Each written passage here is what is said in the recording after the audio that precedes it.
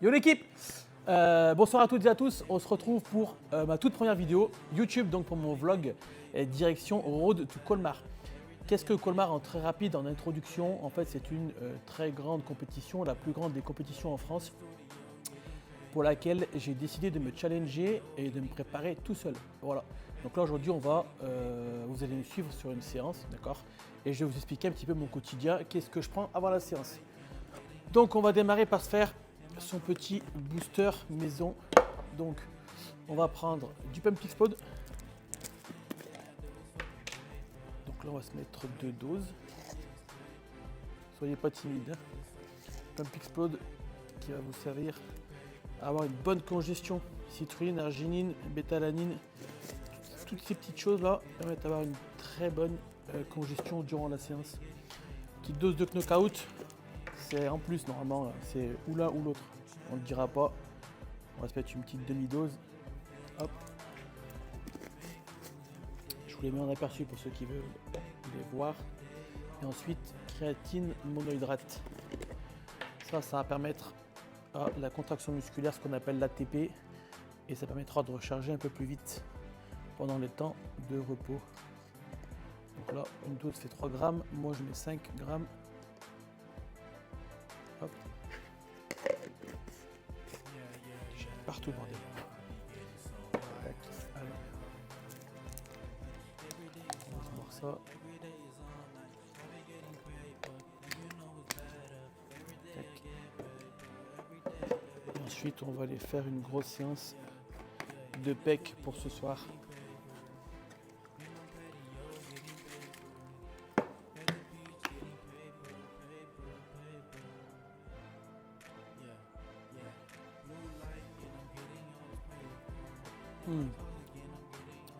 Le knockout il est pas mal. Il y a du piment de Cayenne dedans. Franchement, pour une séance, moi ça m'énerve direct. Tac, et ensuite, une fois que vous avez pris ça, on va faire le checker intra-training. C'est parti. Alors pour moi, ça sera. Alors ça c'est des EAA.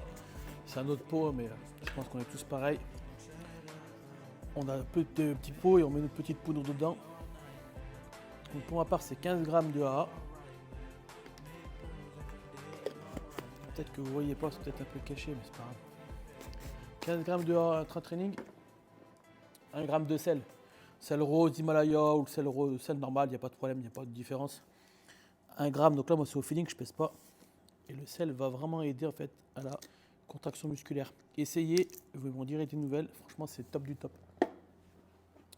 On va checker tout ça. Et puis on est prêt pour faire une grosse séance, hein. On n'est pas là pour enfiler des perles, d'accord? On prépare une compétition. Donc on est là pour se faire violence. Et voilà. Je vous dis à tout de suite, on se retrouve sur le cardio.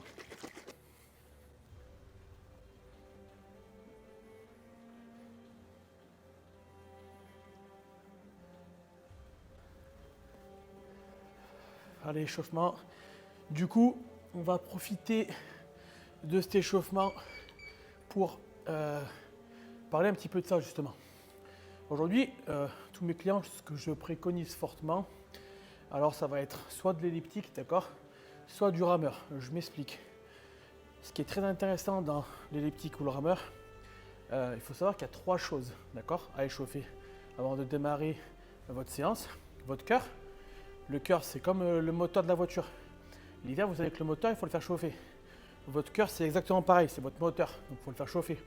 Faire du cardio va permettre de faire monter votre corps en température, votre cœur, votre sang, etc. La circulation sanguine sera plus importante.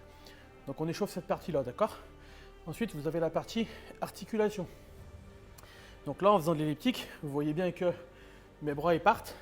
On va avoir le poignet, le coude, l'épaule, le dos quand je vais tirer. Et ensuite, on a cheville, genou, hanche. Donc en termes d'échauffement articulaire, on est quasiment complet à 80%, d'accord? Si vous faites uniquement du vélo, assis, vous allez chauffer que le bas. Donc si vous partez sur une séance haut du corps, en réalité, vous n'êtes pas chaud, ok? Et idem pour rameur, il est complet en termes d'échauffement articulaire, d'accord? Troisième facteur, je vous expliquerai juste après, on va passer sur le musculaire. Très important de faire une série de chauffe ou deux avant de démarrer votre série lourde afin d'éviter les blessures ou les déchirures, tout simplement. Voilà pour tout ce qui est partie cardio. Moi j'ai fini, ça y est, je suis à 5 minutes. Et ensuite on va passer sur l'échauffement de la coiffe des rotateurs. Allez, donc comme je vous ai expliqué, on se retrouve là du coup sur la coiffe des rotateurs. Très souvent, de nombreuses blessures, elles ont lieu sur la coiffe des rotateurs. Pourquoi? Parce que c'est un tout petit groupe musculaire et vous manquez énormément d'échauffement. D'accord? Il faut savoir que la coiffe, elle travaille quasiment sur tous les mouvements. Les épaules, elles travaillent tout le temps. Donc en fait, vraiment important d'échauffer votre coiffe. Il faut savoir que la coiffe, elle est composée de 4 muscles. D'accord? Le sous-scapulaire, le petit rond, l'infraépineux et le supraépineux. Tout ce qui est des muscles qui vont servir à faire des rotations internes, externes, frontales et derrière. Donc super important, n'hésitez pas. Moi je fais toujours 2-3 séries de 10 comme ça. Normalement il faut vraiment avoir le coude serré le long du corps ici. Et vous allez juste faire une rotation externe max. Cherchez pas à aller là-bas, ouvrir le coude, ça sert à rien. On reste ici et juste vous venez faire ça, ça suffit amplement. Et vous allez chauffer tous vos rotateurs externes, d'accord? Allez, du coup maintenant on va travailler partie interne, donc rotateur interne. Je vous ai dit, il y a les rotateurs externes. Rotateur interne, même chose. Le coude le long du corps, vous ouvrez au max. Cherchez pas à décoller le coude. On ouvre au max et on ramène juste ici. D'accord? Et ensuite, une fois que vous avez fait ça, pareil bras gauche. Je ne fais pas le dessin. 10 d'un côté. 10 ici. Vous allez faire. Et après, même chose. Du coup, on va se mettre en interne. Je vais le faire là. Et vous ramenez juste ici. Voilà. Et là maintenant on peut commencer à démarrer la séance puisque là vraiment on est échauffé articulairement parlant, on a bien échauffé l'épaule pour éviter la blessure et on va démarrer la séance de pec. Allez let's go, première machine. Alors, petite posture, j'en profite. Pensez à grandir, sortir la poitrine pour déjà mettre en tension votre grand pectoral, ok? La prise, on se met là, on se grandit, les omoplates toujours ancrées dans le bas et on est parti. J'ai mis la charge. Première série, 20 répétitions. Donc là, on est sur la phase musculaire, d'accord? Donc vous échauffez votre muscle pour éviter la blessure, parce que votre muscle il est froid aussi, d'accord? Donc super important d'aller échauffer son muscle.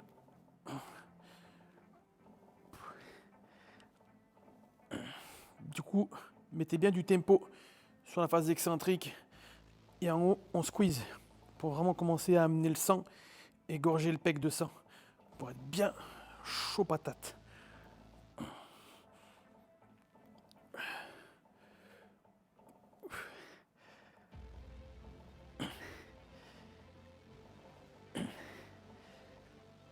Bon, j'ai pas compté, hein. Mais tout ce que je peux vous dire déjà, c'est que ça brûle.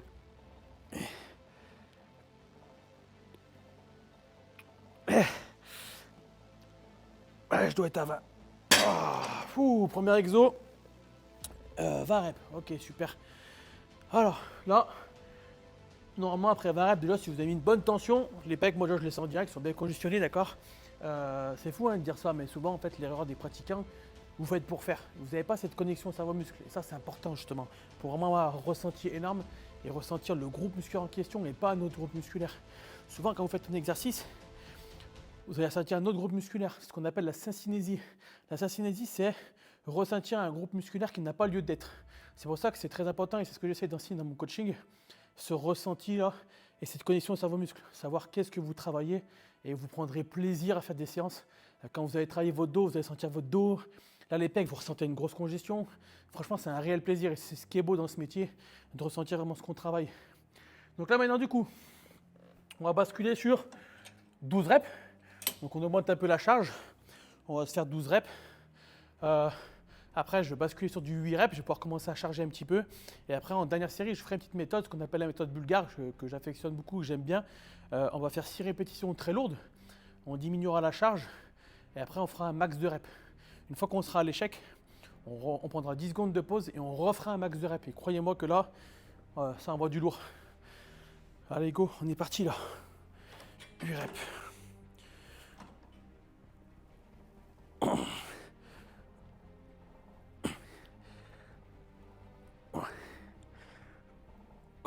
12 reps, pardon.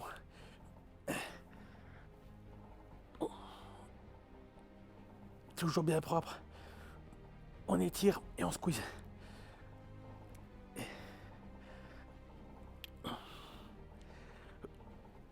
Et là, je crois que je suis à 12. Ok.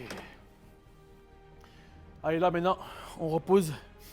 On va profiter de ce petit temps pour parler du repos. Souvent, pareil, le repos, de nombreux pratiquants, vous ne prenez pas assez de temps. En fait, souvent, vous prenez, on va dire, 1 minute et vous redémarrez. Mais vous doutez bien qu'en fait, en 1 minute, si vous êtes sur une charge qui est très lourde, admettons, je dis une bêtise, on part sur du 8 reps. 8 reps, ici, on va dire qu'on est full. Vous êtes à l'échec à 8. En 1 minute, c'est pas possible de pouvoir refaire 8 reps. C'est pour ça que le repos, à peu près, je vais vous donner une fourchette. Si vous travaillez entre 6 et 8 reps, 2 bonnes minutes, d'accord, le temps que la kératine phosphate se refasse pour que vous puissiez refaire une contraction musculaire et réaliser les 6-10 reps, les 6-8 reps à la même charge que vous avez fait avant. Si on passe sur du 10-12 reps, vous êtes plus à 1 minute 30, c'est largement suffisant. Et après, bon, c'est sûr, si vous faites des 20 reps, automatiquement la charge est légère, on est plus sur du renfort. Là, on est sur 1 minute, ça suffit largement. Allez, 8 reps.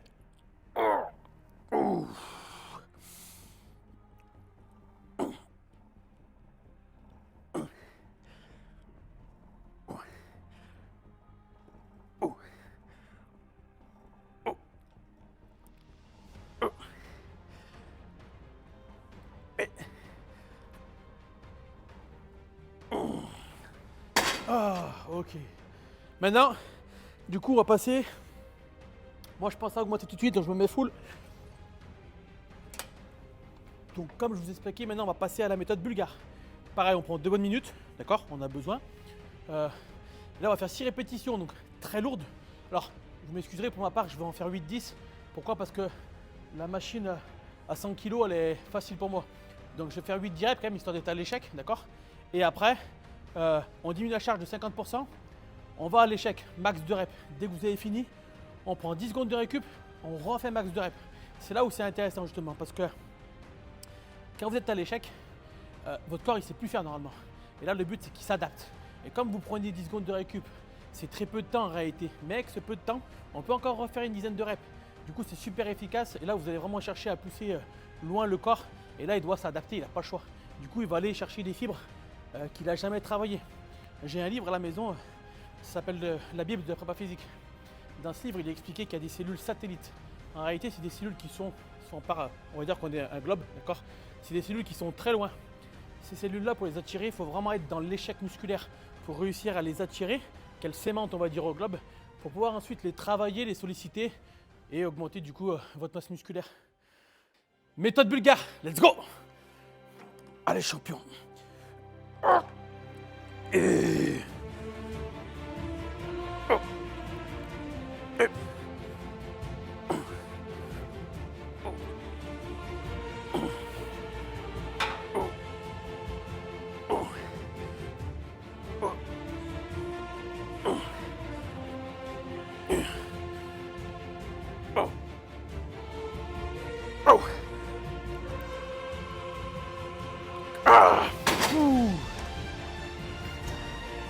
Allez, là on décharge.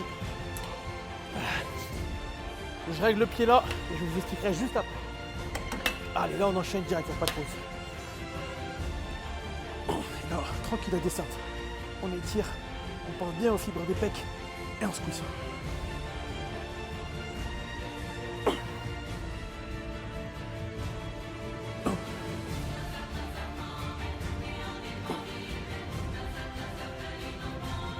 Oh!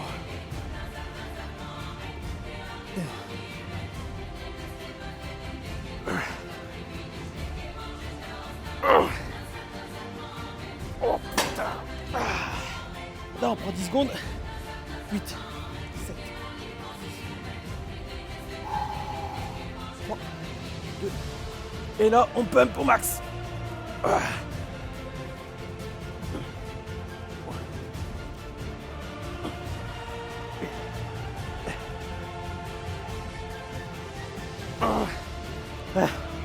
Attends, on peut plus. Ah, des petites. Ah, c'est pas grave.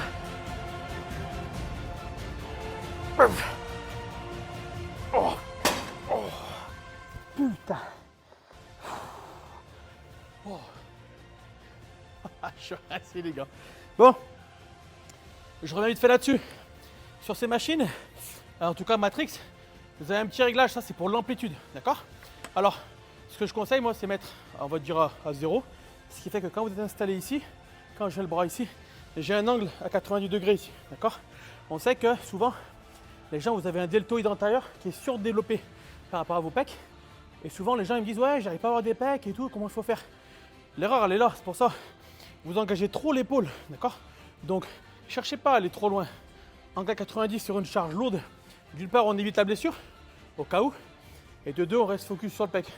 Ce qui peut être très intéressant par contre, comme j'ai diminué la charge, de descendre.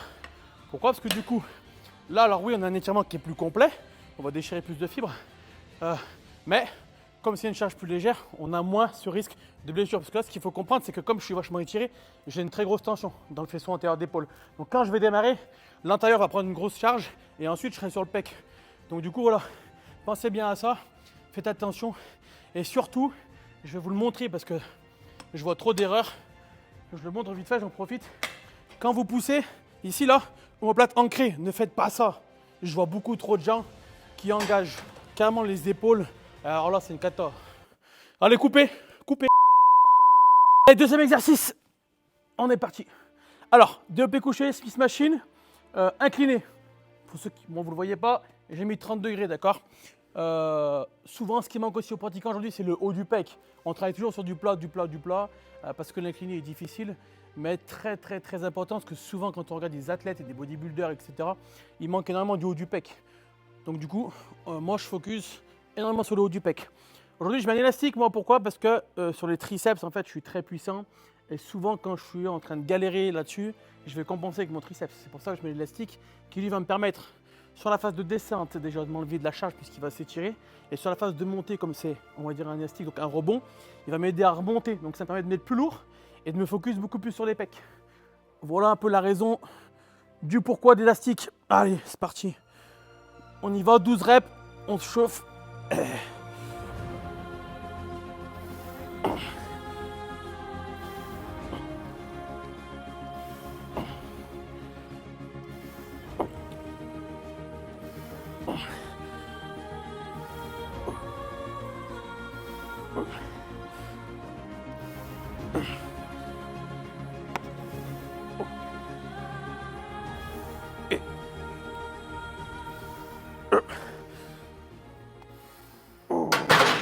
Ok. Première série, 12 reps. Et là ensuite, maintenant, on va faire 3 séries effectives. Donc on va travailler très lourd, 8 répétitions. Et vous verrez, je vais enchaîner sur une machine en unilatéral pour travailler vraiment la partie claviculaire. Allez, c'est parti. Du coup, on a augmenté un peu la charge. On est parti pour 8 reps.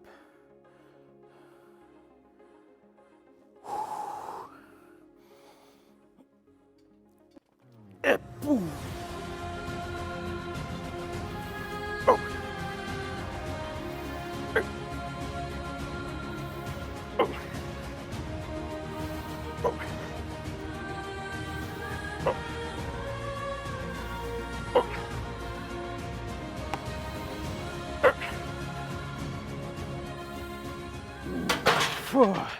Allez, biceps, très important ici. Pendant que je fais le côté gauche, je pensais à squeeze celui-ci. Comme ça, on le pré-fatigue déjà pour la suite. Donc là, on contracte au max et on y va. Allez. J'aime bien mettre mes doigts ici, ça permet de bien sentir la contraction.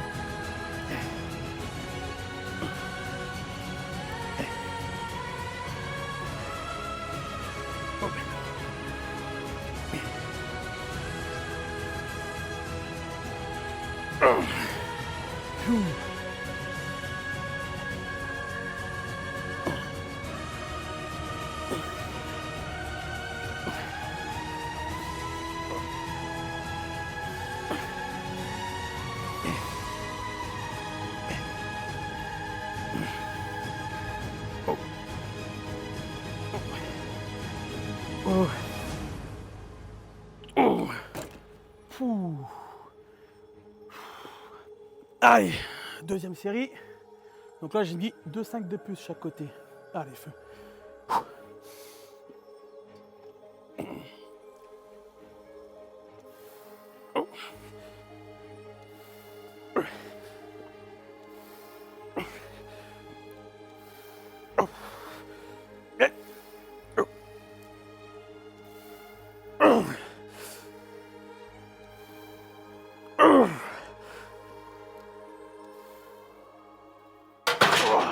Allez, du coup, n'oubliez pas, très important, comme je sors de la machine juste avant, les deux pecs qui sont HS, on alterne bien par contre. Un coup gauche, là je démarre par la droite. Pensez toujours à squeeze ici.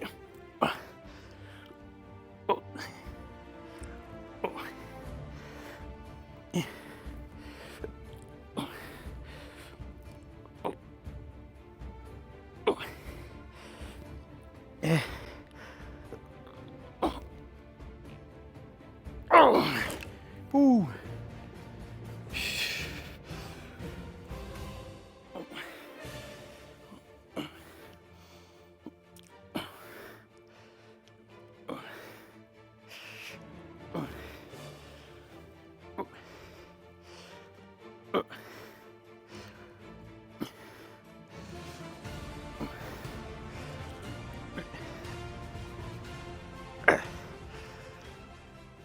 Oh.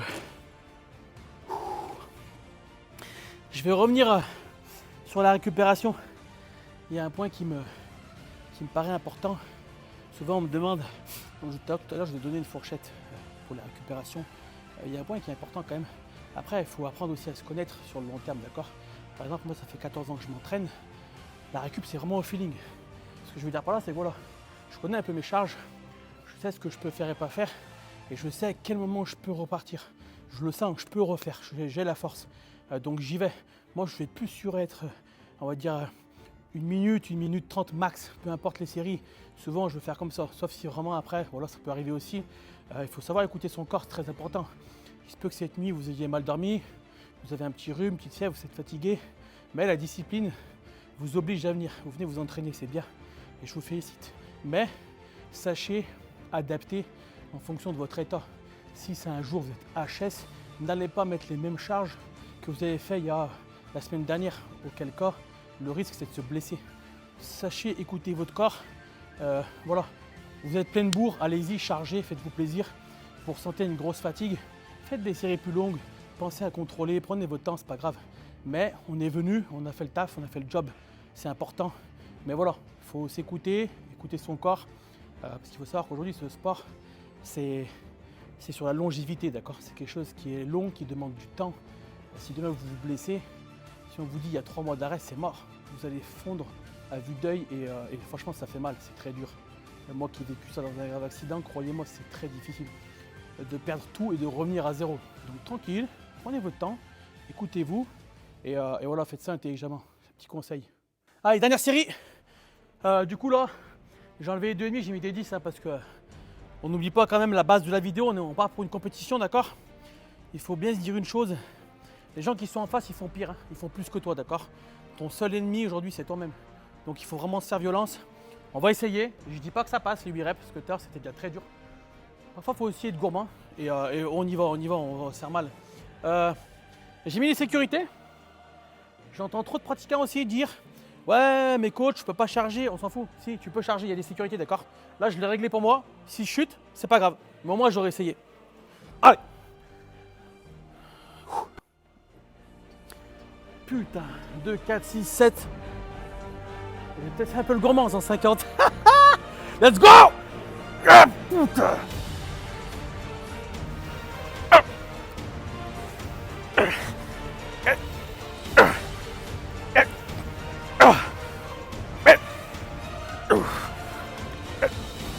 Oh putain!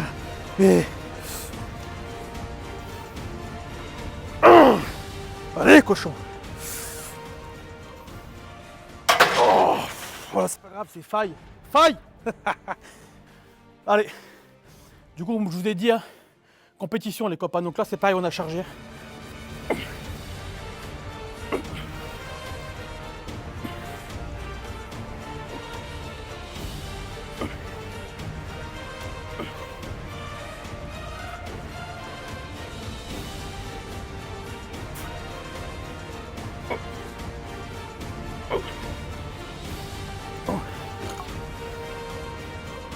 Souvent c'est du feeling, hein. Là, j'ai fait mes 12 reps, c'était facile. Du coup, direct le réflexe, vous allez voir, c'était pas prévu au programme. C'est pas grave, dès que j'ai fait mes 12 ici, je prends 5 secondes Et je ferai avec les deux bras direct pour aller chercher l'échec. J'ai pas compté, bordel. Allez, 10. Faut aller chercher l'échec musculaire. Et ça, souvent, vous savez pas faire. Allez.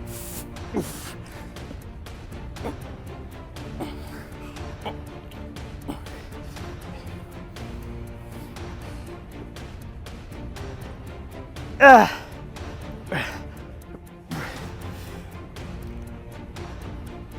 Cochon.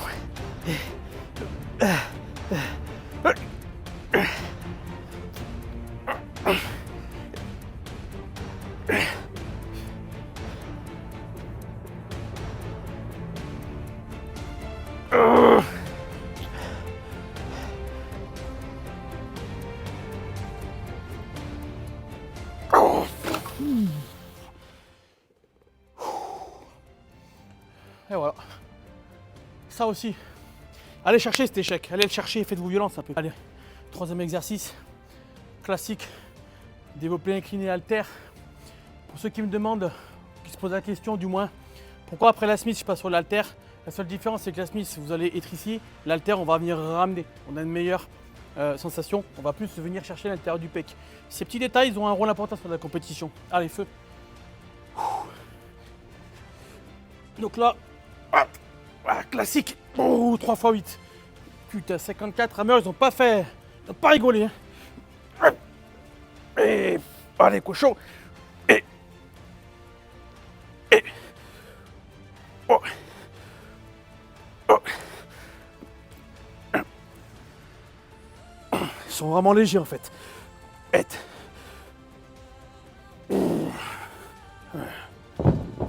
ok.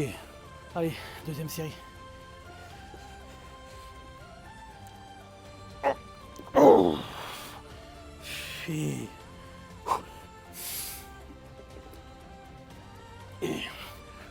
Allez, une. Et... Oh. Oh. Oh. Oh. Et... Oh. Et... Allez.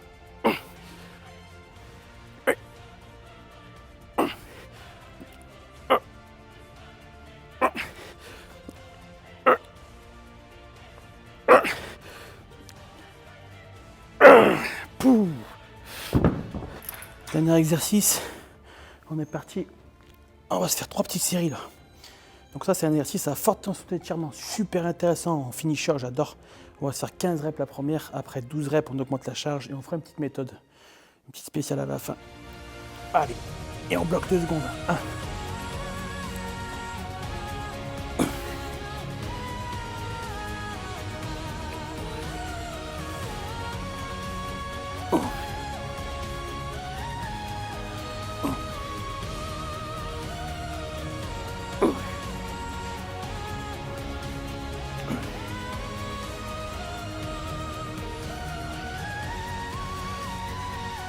Et...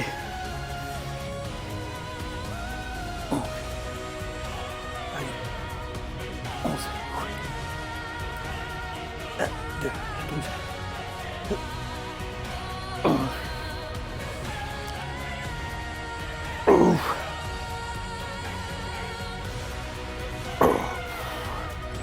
Ok.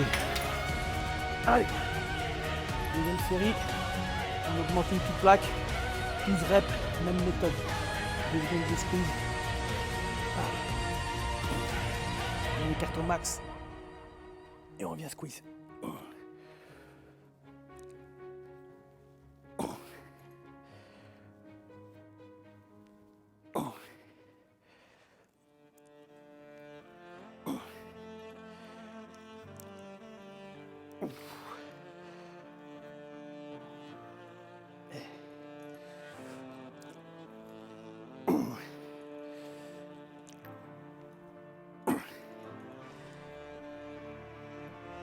Et...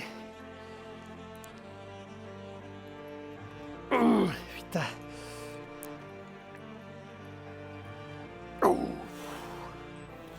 Allez, dernière série. On va faire comme tout à l'heure, ça me plaît bien. Alors là, on a chargé 6 reps. On décharge. Échec, 10 secondes, échec.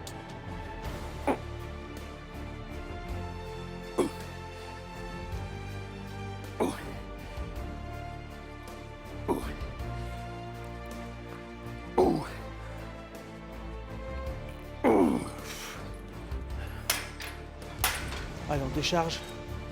On passe à la moitié. Et là, on y va. Échec. Allez, c'est parti. Et à chaque fin de la rep, on squeeze.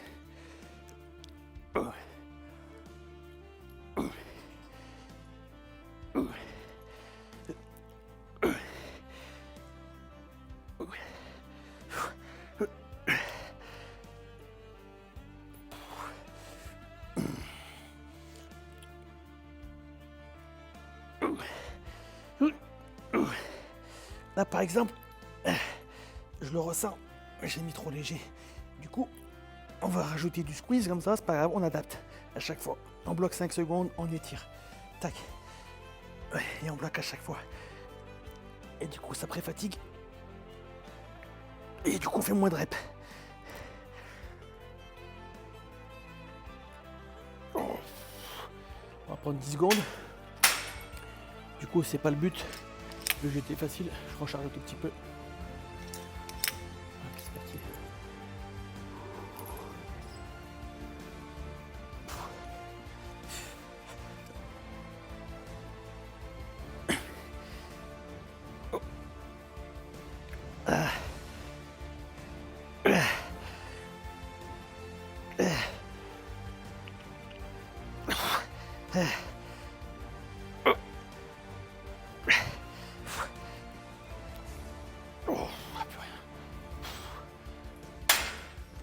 Ok, alors, petit aparté vite fait.